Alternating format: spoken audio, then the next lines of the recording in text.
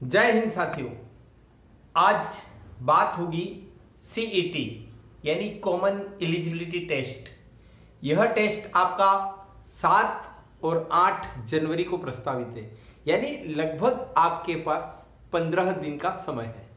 अब स्ट्रेटजी क्या बनाएं कि इन 15 दिन में भी आप इसको क्वालिफाई कर लें। तो सबसे पहले आपको पता होना चाहिए कि सीईटी जो लेवल 2 की बात हो रही, स्नातक स्तरीय, इसके बेनिफिट्स क्या है आपको पता है।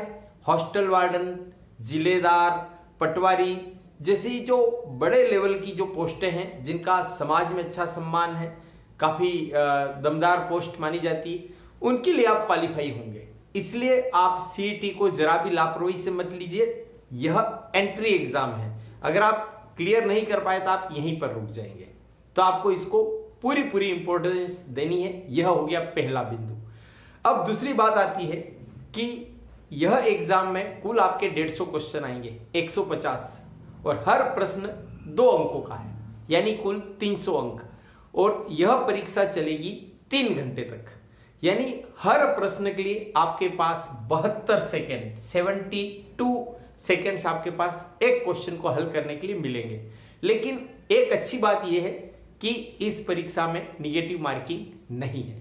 अब कई स्टूडेंट्स के दिमाग में एक प्रश्न आता है कि सर इस सर्टिफिकेट की वैलिडिटी क्या है।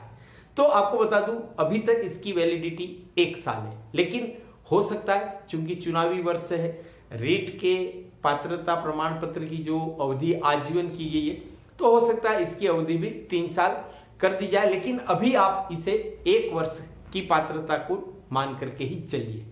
दूसरा क्वेश्चन ये आता है कि सर मिनिमम जो क्वालिफाइंग मार्क्स हम कितने लाएं। तो इसके बारे में अभी सब जगह थोड़ा नॉलेज का अभाव है, लेकिन मैं आपको अपने एक्सपीरियंस के आधार पर श्योर कह सकता हूं कि जो मिनिमम मार्क्स की जो एलिजिबिलिटी रीट एग्जाम में तय कर रखी है वो यहां पर भी लागू होगी। यानी जनरल कैटेगरी के लिए 60% और रिजर्वेशन वाली जो कैटेगरीज है उनके लिए 55% और टीएसपी एरिया के लिए 36%। तो आप मोटे मोटे तौर पर मान सकते हैं कि दोनों का ये पैरामीटर्स लगभग सेम रहेंगे।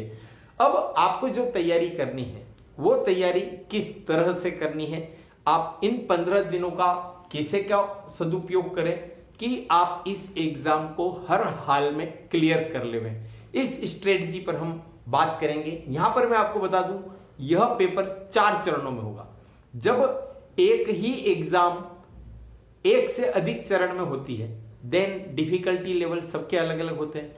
तो सामान्य तौर पर या पक्का मान के चलिए कि नॉर्मलाइजेशन होगा। तो आप उस हिसाब से अपने आप को तैयार रखिए। आपको बता दूं नॉर्मलाइजेशन क्या होता है। किसी एक पेपर के सरल होने पर उसमें से ही सारे बच्चे सिलेक्ट हो जाएंगे, तो ये तो कठिन पेपर वालों के साथ अन्याय हो गया ना। इसलिए उनके एवरेज को सेम किया जाता है। तो जिनके सरल पेपर होते हैं उनके मार्क्स कुछ कम हो जाते हैं, और जिनका पेपर थोड़ा टफ आया है तो उनके बच्चों के मार्क्स के एवरेज के हिसाब से उसके डिफिकल्टी लेवल को देखते हुए उन बच्चों के मार्क्स थोड़े से प्लस हो जाते हैं, ताकि पेपर कठिन आया या सरल आया उसके आधार पर किसी के साथ अन्याय नहीं हो।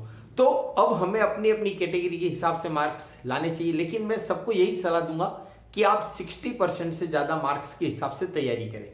यहां पर मैं आपको पेपर हल करने की टेक्निक नहीं बता रहा हूं, यहां पर मैं ये बता रहा हूं कि इन अंतिम 15 दिन में आप तैयारी कैसे करें। चूंकि 72 सेकेंड मिलेंगे, और आपको बता दूं कि प्रश्न में कई बार प्रश्न को पढ़ना, उसके विकल्प को पढ़ना, और कई बार सुमेलित करने वाले आ जाते हैं, काला अनुक्रम वाला आता है, सही कूट का चयन कीजिए वाला आ जाते हैं। तो ऐसे प्रश्न को पढ़ने के लिए ही 72 सेकेंड कम पड़ जाते हैं। तो जाहिर है कि हमको यह कमी कहां से पूरी करनी है, ऐसे क्वेश्चन जिनके आंसर हमको फर्स्ट साइट ही पता होते हैं, अच्छी तैयारी होते हैं। तो अगर आपकी तैयारी अच्छी रही तो एग्जाम की स्ट्रेटजी आपकी सक्सेस जाएगी। अब यहां पर मैं बात कर रहा हूं कुछ स्टूडेंट्स की जो क्वेश्चंस के हैं। सबसे पहले हम देख लेते हैं कि इसका सिलेबस बहुत ज्यादा वाइड है। वाइड मीन्स आप देख लीजिए कि इसमें अगर आप सरसरी नजर से देखते हैं, इसकी हेडिंग्स वगैरह पढ़ते हैं, तो मैं आपको बता दूं राजस्थान और भारत का पूरा जीके है। जिसमें आर्ट एंड कल्चर भी है, हिस्ट्री, पॉलिटी, जियोग्राफी, इकोनॉमिक्स वगैरह सब चीजें ले लिए। अब हमको क्या करना है, अभी हमें कोई आखिरी समय में स्ट्रेटजी बहुत हाई फाई नहीं बनानी है, हमको अपने आप को सेफ और सिक्योर रखते हुए क्वालिफाइड होना है। तो आपको सबसे ज्यादा फोकस करना है राजस्थान पर, क्योंकि आपके सिलेबस में स्पष्ट लिखा हुआ है कि राजस्थान पर विशेष बल देते हुए, यानी जो पेपर सेटर होगा निस्संदेह वह अपने प्रश्नों में राजस्थान के क्वेश्चन ज्यादा से ज्यादा शामिल करने की कोशिश करेगा।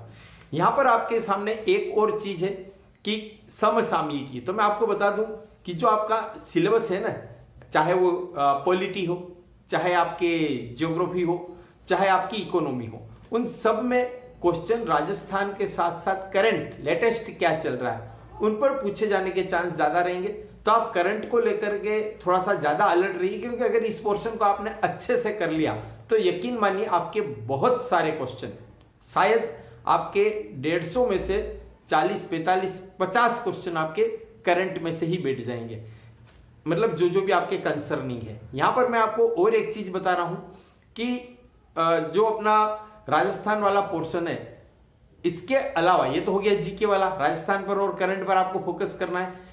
कुछ स्टूडेंट्स की ये प्रॉब्लम है कि सर इसमें मैथ्स भी है, रीजनिंग भी है और हमारी मैथ्स कमजोर है। नॉर्मली हम जानते हैं कि स्टूडेंट्स मैथ्स फोबिया से ग्रसित रहते हैं। आप यहां पर अपनी स्ट्रेटजी ऐसे बनाइए कि मैथ्स अगर टफ लग रही, मैं आपको एक चीज क्लियर कर दूं कि मिशन में सारी तैयारी इस तरह से ही कराई जाती है ताकि ये फोबिया नहीं रहे, लेकिन मैं इस वीडियो के माध्यम से जाहिर है उन स्टूडेंट तक भी अपनी बात पहुंचा पाऊंगा या उनकी समस्या का एक सार्थक समाधान रख पाऊंगा जो मिशन से जुड़े हुए नहीं। वैसे फ्री क्लासेस है, उदयपुर में है, कोई भी कभी भी जुड़ सकता है। लेकिन अब जो दूसरे स्टूडेंट्स अब मैथ्स की कैसे तैयारी करें, तो मैथ्स में बहुत हाई लेवल के बहुत ज्यादा कैलकुलेशन वाले क्वेश्चन नहीं पूछे जाते हैं। इन क्वेश्चन का लेवल होता है अंडरस्टैंडिंग पर, यानी क्वेश्चन में कोई फार्मूला फिट होगा, फार्मूले का कोई पार्ट फिट होगा, उसमें केवल वैल्यू रखनी है और वैल्यू भी इस तरह की दी होगी जिसमें एक दूसरे का आसानी से भाग चला जाए, वो पॉइंट वाला और आप परेशान हो रहे, ऐसा कुछ भी नहीं आता। तो आपको मैथ्स को लेकर के टेंशन लेने की जरूरत नहीं। रूटीन के नॉर्मल जो क्वेश्चन आते जा रहे हैं वही आएंगे, उनसे ज्यादा टफ नहीं आएंगे। मैथ्स में मैं आपको बता दूं कुछ क्वेश्चंस आप थ्योरेटिकली तैयार कर लीजिए, वो शायद आपके बहुत अच्छे काम आ जाएंगे। और मैथ्स के सवालों का जो तरीका होता है, एक बहुत अच्छी बात यह है कि आपका उत्तर 4 ऑप्शंस में से होता है। तो कई बार तो आप मैथमेटिक्स में जो सवाल के 4 ऑप्शन देखेंगे ना, तो उन ऑप्शन को देख के आपको लग जाएगा कि हमारा उत्तर ये होना चाहिए और निगेटिव मार्किंग है नहीं, इसलिए आप रिस्क ले सकते हैं। अब जो सूचना तकनीकी, विज्ञान एवं प्रौद्योगिकी वाला पोर्शन है, उसमें भी आप मान के चलिए ऑलमोस्ट क्वेश्चन करंट से रिलेटेड ही आएंगे। अब कई स्टूडेंट ऐसे हैं जो मल्टीपल एग्जाम की तैयारी कर रहे हैं, उनके लिए तो परीक्षा भारी नहीं रहेगी। कई स्टूडेंट्स ऐसे हैं जो सेंट्रल लेवल की तैयारी कर रहे हैं, तो उनके दिमाग में रहेगा कि सर हम राजस्थान की तैयारी कहाँ से करें। तो मैं आपको बता रहा हूँ बहुत सारी किताबें मार्केट में एक तरह से विस्फोट हो रहा है ज्ञान का, राजस्थान से संबंधित या कंपटीशन एग्जाम से संबंधित। कौन सी किताबें हम खरीदें, कौन सी गाइड खरीदें, कहाँ से पढ़ें, कौन सा ऐप लेवें, यूट्यूब पर हम किसकी क्लास से अटेंड करें, बच्चा बिल्कुल भ्रम में है। लेकिन मैं आपको बता दूं समय केवल 15 दिन है। इन 15 दिन के अंदर आपको अपने सारे नॉलेज को सिलेबस के अकॉर्डिंग समेटना है। तो जब क्वेश्चन की तैयारी करें तो मूल रूप से मोटे मोटे तौर पर उन फैक्ट्स को तैयार कर लीजिए, ज्यादा डीप में जाने का समय नहीं है। हो सकता है यहां पर एक चीज आप बिल्कुल ध्यान रखिए कि आपने 1 घंटे में एक टॉपिक के डीप में गए, हो सकता है उसमें से एक क्वेश्चन आवे। कोई ऐसे 3-4 टॉपिक आपने कर लिए जिसमें आप 1 घंटे में इतना मैटर तैयार कर लेते हैं कि उसमें से 2-3 क्वेश्चन आ जाते हैं। तो जाहिर है बनिया बुद्धि क्या कहती है, मैंने टाइम मैनेजमेंट क्या कहता है, क्या आप उस एक क्वेश्चन को छोड़ो, यहाँ पर 2-3-4 क्वेश्चन जो आपके कवर हो रहे हैं उनको आप पकड़ो। तो अभी आपको डीप में जाने की, किसी विशेषज्ञ से पढ़ने की जरूरत नहीं है। आप हल्के हल्के लाइट लेवल के, ऊपर लेवल के क्वेश्चन कर लीजिए। निगेटिव मार्किंग नहीं होने से आपको बहुत ज्यादा तनाव लेने की जरूरत नहीं है। मैं अगले वीडियो में बताऊंगा कि उस पेपर को कैसे हल करके बिना अतिरिक्त मेहनत के आप नहीं करते भी 10-15 बल्कि 20% भी क्वेश्चन एक्स्ट्रा हल कर पाएंगे। वो बाद में अगले वीडियो में बात करेंगे। यहां हम बात कर रहे हैं सीईटी की स्ट्रेटजी की। अब आपको क्या करना है, जैसे हिंदी, अब आपके डेली लाइफ में ऐसे बहुत सारे मोमेंट्स आते हैं जब आप अपना काम करते हुए भी पढ़ पाते हैं। तो उसमें आप देख लीजिए कि हिंदी की जो पर्यायवाची है, विलोम है, जो भी आपके सिलेबस में प्रेस्क्राइब्ड है, वो आप नॉर्मल एक्टिविटी, आप चाय पी रहे हैं, आप खाना खा रहे हैं, खाना ठंडा हुआ, रोटी ठंडी हो रही, चाय ठंडी हो रही, उसके बीच भी आप छोटे मोटे टॉपिक क्लियर कर सकते हैं। इंग्लिश नॉर्मली आपके केवल 2 या 3 तरह के ही क्वेश्चन आएंगे, 2 या 3 क्वेश्चन आएंगे ऐसा नहीं कह रहा हूं मैं, 2 या 3 तरह के हर टॉपिक में फिक्स है कि भाई जब भी टेंस अगर पूछा जाता है तो उसमें पास्ट सिंपल के साथ पास्ट परफेक्ट का कॉम्बिनेशन आएगा ही आएगा, एगो या बिफोर वाले क्वेश्चन आएंगे ही आएंगे। तो ऐसी सिलेक्टेड तैयारी आप केवल एक दिन में कर सकते हो और बहुत ज्यादा उसको लेकर पैनिक होने की, बहुत टाइम कंज्यूम करने की या अनावश्यक प्रेशर में आने की कोई जरूरत नहीं है। यहीं पर मैं आपसे बात कर रहा हूं कंप्यूटर। आजकल आप जो आपका मोबाइल है ना, जिसमें आप ये वीडियो देख रहे हैं, वो भी तो एक मिनी कंप्यूटर है। तो आपको पता होता है कि कंप्यूटर के बारे में मोटे मोटे तौर पर जो भी जानकारियां हैं उनको आप देख लीजिए, उनको आप कर लीजिए। उसमें भी आपको कंप्यूटर का एकदम स्पेशलिस्ट बन करके पढ़ने की जरूरत नहीं है। रीजनिंग और मैथ्स आप टाइम मत बिगाड़िए, ऑप्शन को देख करके आप जो कर सकते हैं कर लीजिए, क्योंकि मेरा पक्का मानना है कि कोई स्टूडेंट बहुत अच्छी भी तैयारी करके जाएगा तो वो भी 3 घंटे में एक्यूरेसी के साथ 100% सही पेपर हल कर पाए, संभव ही नहीं। क्योंकि रीजनिंग और मैथ्स के सवाल को हल करना, समझना काफी टाइम कंज्यूमिंग रहेगा। अगर ये फील्ड आपका, ये हैंड अभी कमजोर पड़ रहा है, तो आप जब मेन एग्जाम होगी तब के हिसाब से बाद में तैयारी करिएगा। अभी 15 दिन में इनको मोटे मोटे तौर पर इतना कर लीजिए कि आपको बेसिक्स पता हो और 4 ऑप्शन में से आप अंदाज लगाकर कुछ क्वेश्चन के सही उत्तर तक पहुंच सकते हैं। बाकी इससे ज्यादा तनाव लेने की जरूरत नहीं है। यहां पर मैं आपको बता दूं कि जो हिस्ट्री है, पॉलिटी है, जियोग्राफी है, इकोनॉमी है, तो इनमें अब हिस्ट्री है, जो रूटीन के जो क्वेश्चन आ रहे हैं, आपका सिलेबस बहुत इजी है, उसको ही आप देख लीजिए। बाकी पोर्शन में जैसे इकोनॉमी है तो आप देख लीजिए बजट क्या है, बजट के अलावा आर्थिक समीक्षा क्या कह रही है, अभी जो मौद्रिक नीति है, ये रेपो रेट वगैरह, उनकी क्या चैलेंजेस, उनमें क्या चेंजेस वगैरह आए हैं, उन चीजों को देख लीजिए। आपके आराम से बहुत अच्छे क्वेश्चन हल हो जाएंगे। करंट पर फोकस कर लिया मतलब ये सारी चीजें हल हो गई। और बाकी आपको जो क्वेश्चंस पढ़ने हैं, वो जो राजस्थान की जो साहित्य मतलब संस्कृति और राजस्थानी ज्ञान की जो स्कूल लेवल पर किताबें चल रही है 11वीं 12वीं में, आप उनको देख लीजिए, काफी हद तक क्वेश्चन उसमें से आ जाएंगे। मार्केट में बहुत सारी गाइड है। हम माई मिशन उदयपुर की जो फ्री क्लासेस है, इनका टेलीग्राम पर ऐप है, उसमें मैं फिल्टर करके बहुत अच्छे सटीक क्वेश्चन डाल रहा हूं, उसके हिसाब से आप तैयारी कर लीजिए। अब कैसे पढ़ें, कितना पढ़ें, वो वाली बात आती है। तो याद रखिए, हम किसी फॉरेन कंट्री में नहीं बैठे हैं, यहाँ हमारी साइकोलॉजी अलग चलती है, हमारी परिस्थितियां अलग है।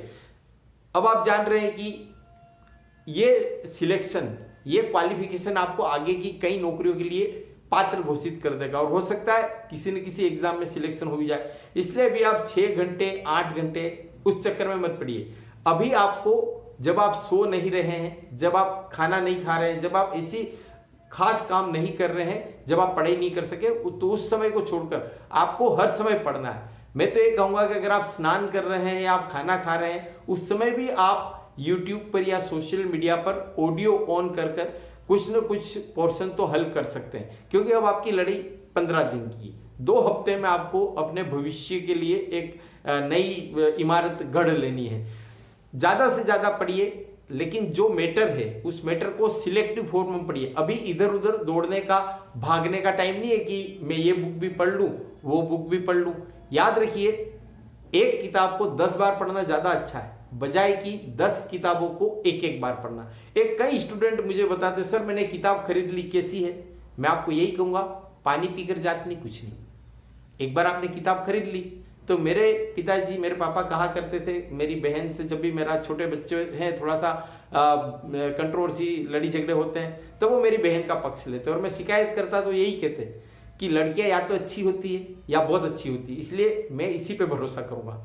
तो इसी बात को मैं किताबों के तौर पर कहता हूं कि किताबें या तो अच्छी होती है या बहुत अच्छी होती है। अगर आपने कोई भी किताब खरीदी वो खराब तो हो ही नहीं सकती। ठीक है, कंटेंट 19-20 है, जो किताब आपने खरीद ली है उस पर आप भरोसा करिए और उसको अच्छे से पढ़िए, अच्छे से बार बार पढ़िए। इतना हो जाना चाहिए कि 4 ऑप्शन देख करके आपको सही आंसर का क्लिक हो जाए कि यही है राइट चॉइस बेबी, आहा। तो इतना आपके यहां से आवाज आ जानी चाहिए। कहने को बहुत सारी बातें हैं, लेकिन फिलहाल इतना ही।